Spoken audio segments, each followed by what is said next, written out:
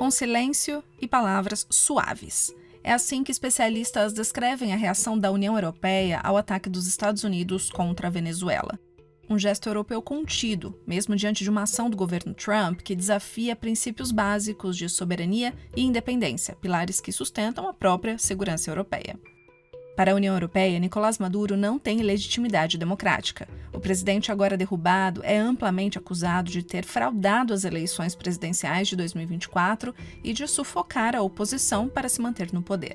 Em uma nota assinada por 26 Estados-membros, o bloco europeu pediu calma e moderação por parte de todos os atores para evitar uma escalada e garantir uma solução pacífica para a crise. E que respeitar a vontade do povo venezuelano continua sendo a única forma de a Venezuela restaurar a democracia e resolver a crise atual. Mas a estratégia de Trump talvez não pare por aí. We need Greenland from the standpoint of national security, and Denmark is not going to be able to do it, I can tell you that. You know what Denmark did recently to boost up security in Greenland? They added one more dog sled. O que ele disse no dia 4 de janeiro de 2026 foi o seguinte, abre aspas, precisamos da Groenlândia do ponto de vista da segurança nacional, e a Dinamarca não vai conseguir fazer isso. Posso garantir. Sabem o que a Dinamarca fez recentemente para aumentar a segurança na Groenlândia? Eles adicionaram mais um trenó puxado por cães. Fecha aspas. A Europa fracassou em se apresentar como frente unida e está patinando na tentativa de se achar neste novo mundo? Um possível ataque a um território europeu poderia causar uma reviravolta nesse xadrez geopolítico?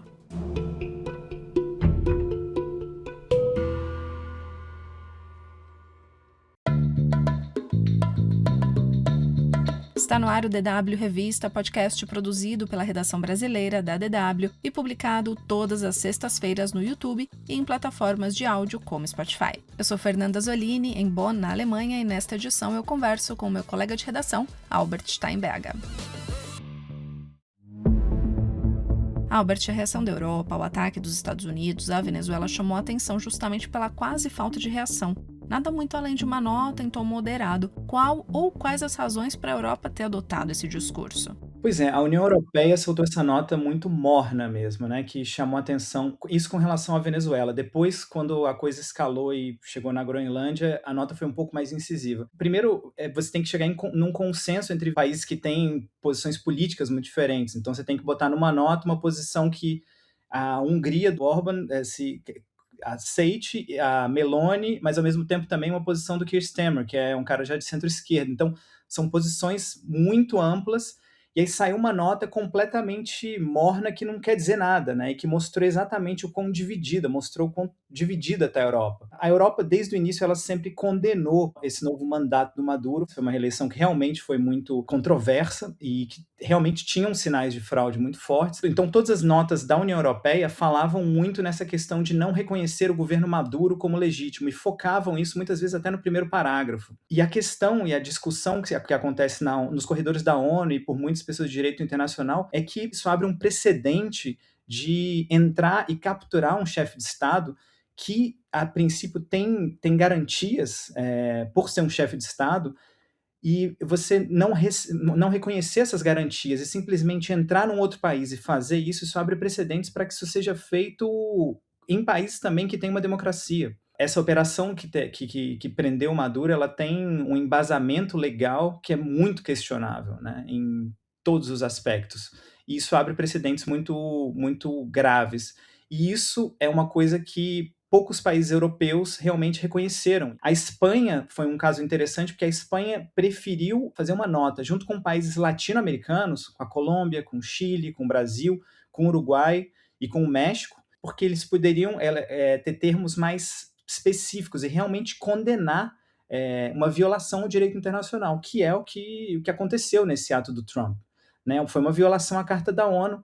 Você não pode entrar num país e simplesmente invadir e capturar um líder de outro país para ser julgado no seu território. Essa reação morna dos países foi muito marcada, por exemplo, pela Alemanha. O chanceler federal Friedrich Merz, ele falou que era uma reação, uma operação complexa, que é aquele tipo de palavra que você usa quando você não quer se posicionar e quer ficar em cima do muro, né? O Macron, ele já foi mais incisivo e ele falou que fica feliz com a queda do Maduro. Apesar do primeiro-ministro, do ministro das Relações Exteriores, o João Noel Barrot, antes ter falado que isso realmente era um risco à ordem internacional, em que nenhuma solução para a crise da Venezuela poderia ser imposta externamente. Você tem também uma reação do bloco de direita, de extrema-direita, que se identifica muito com Donald Trump. A reação do governo da Itália, por exemplo, falando que reconhecia essa ação como uma ação de legítima defesa e contra o narcotráfico. Isso, sempre depois, eles botavam uma frase meio genérica, assim, falando, mas nós reconhecemos que é perigoso essa questão, mas reconhecemos essa ação como uma ação de legítima defesa. Mas também tem outras questões políticas envolvidas, né? Não apenas as divergentes visões políticas entre os países do bloco. Não, sem dúvida. A gente tem que lembrar que a União Europeia e a Europa está num momento de muita vulnerabilidade, desde que a guerra da Ucrânia começou, e desde a invasão russa. A União Europeia, mais do que nunca, é muito dependente dos Estados Unidos, né? Essa questão bota a União Europeia num momento de muita fragilidade, de você não conseguir se posicionar muitas vezes, da maneira como você gostaria. Então, isso não é uma desculpa de forma alguma, mas você vê exatamente um certo malabarismo retórico ali para tentar não entrar em rota de colisão com o Donald Trump. Isso é uma coisa, uma forma, uma diplomacia que a Europa tem tentado fazer. O Macron da França, o Keir Starmer da Inglaterra, o próprio Friedrich Merz também, chanceler federal alemão, eles foram para Washington e para tentar exatamente cortejar o Donald Trump. Então você tem uma reação que a gente tem que fazer o nosso dever de casa, a gente tem que começar a investir mais em defesa para conseguir uma independência. Isso não vai vir do dia para a noite. E nesse momento a gente é muito dependente dos Estados Unidos. E a gente precisa dos Estados Unidos para também um desfecho na guerra da Ucrânia que não seja tão desfavorável para a Europa. A Europa tem esse plano, essa visão muito clara de tentar segurar a Rússia ali, naquela fronteira da Ucrânia. Porque uma vez que a Rússia cresça, ela pode tentar invadir outros territórios que uma vez já pertenceram ou ao Império Russo ou à antiga União Soviética, né, que eram estados satélites. Então, você tem muito esse medo, só que agora você tem uma situação que é uma situação que o seu maior aliado do outro lado do Atlântico parece que também passou a ser um risco. E isso é que é uma situação muito difícil, e que aí quando os Estados Unidos menciona a Groenlândia e essa possibilidade de até chegar a invadir a Groenlândia, a Europa, então, age de uma maneira um pouco mais incisiva. Depois desse comentário do Trump no dia 4 de janeiro, vários chefes de governo de países da Europa saíram em apoio à Dinamarca, já que a Groenlândia é um território autônomo dinamarquês. E a Comissão Europeia declarou que a Groenlândia não é um pedaço de terra à venda e que continuará defendendo os princípios da soberania nacional, da integridade territorial e da inviolabilidade das fronteiras. Após as declarações, a Casa Branca reiterou interesse sobre o território e afirmou que Trump considera uma série de opções para a Groenlândia, incluindo estratégias militares. A primeira-ministra da Dinamarca deu uma entrevista falando que se os Estados Unidos fizerem isso, acaba tudo, acaba qualquer possibilidade de cooperação entre os países, acaba a OTAN, acaba bases fundamentais desse mundo ocidental que a gente chama, né, que é Europa, Estados Unidos, enfim, e é a base de uma ordem mundial que sustentou a ordem mundial durante décadas. Acho que vale explicar um pouco essa questão da Groenlândia. O interesse dos Estados Unidos pela ilha está longe de ser novo. Já em 1867, o ano em que os Estados Unidos compraram o Alasca da Rússia, políticos consideraram anexar a Groenlândia e a Islândia. Em 1868, quando a doutrina Monroe e o desejo de libertar o continente da influência europeia ganhavam fôlego, jornais americanos noticiaram que o então secretário de Estado, William Henry Seward, estaria prestes a concluir a compra da Groenlândia por 5,5 milhões de dólares em ouro. No fim, o acordo não se concretizou, mas a ideia permaneceu por décadas. No início da Segunda Guerra Mundial, em 1941, quando a Alemanha ocupou a Dinamarca, os Estados Unidos, de fato, avançaram sobre a Groenlândia para garantir a defesa do território. Foi nesse período que instalaram por lá bases e sistemas militares que perduram até hoje. Pulando agora algumas décadas até o Trump, desde que retornou à Casa Branca em janeiro de 2025, ele retomou uma ideia já do primeiro mandato de obter o controle da Groenlândia. Esse interesse todo tem 2 motivos principais: riqueza mineral e defesa militar.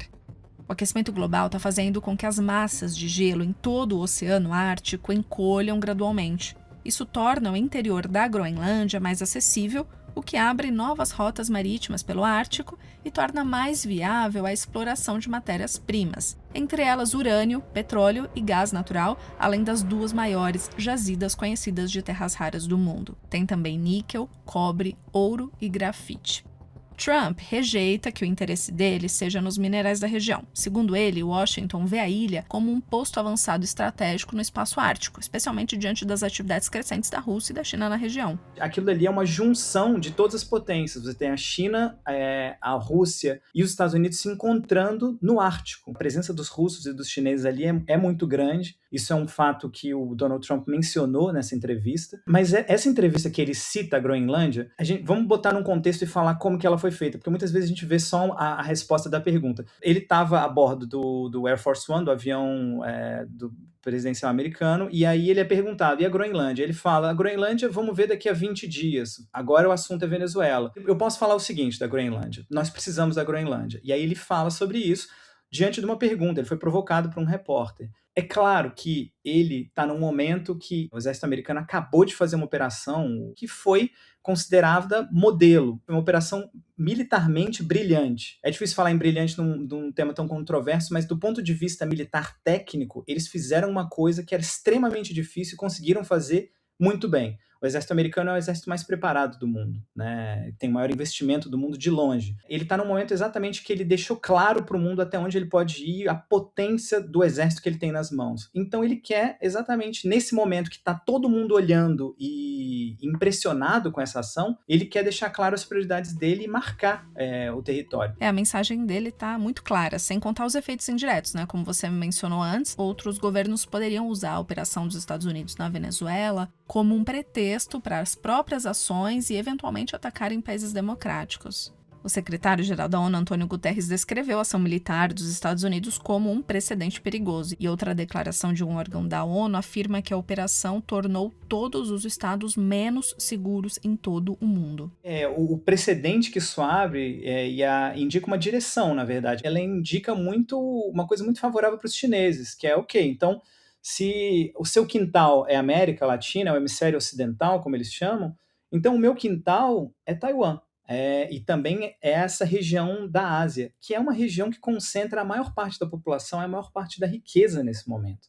É a região mais pujante economicamente do mundo, é exatamente o que a China chamaria do quintal dela ali. Tem um encontro do Donald Trump marcado com Xi Jinping agora em abril. Esse encontro deve traçar linhas muito importantes nessa direção. Você está indo para um momento que é um momento de que as placas tectônicas desses grandes impérios se mexendo estão entrando em conflito umas com as outras. A China tem vários investimentos na América Latina que agora os Estados Unidos estão querendo tirar parte desses investimentos e falar, olha, isso é meu quintal, isso você não pode fazer. Mas eu acho que o caminho que a gente está indicando, que a direção que a gente está indo, é uma coisa muito de força bruta.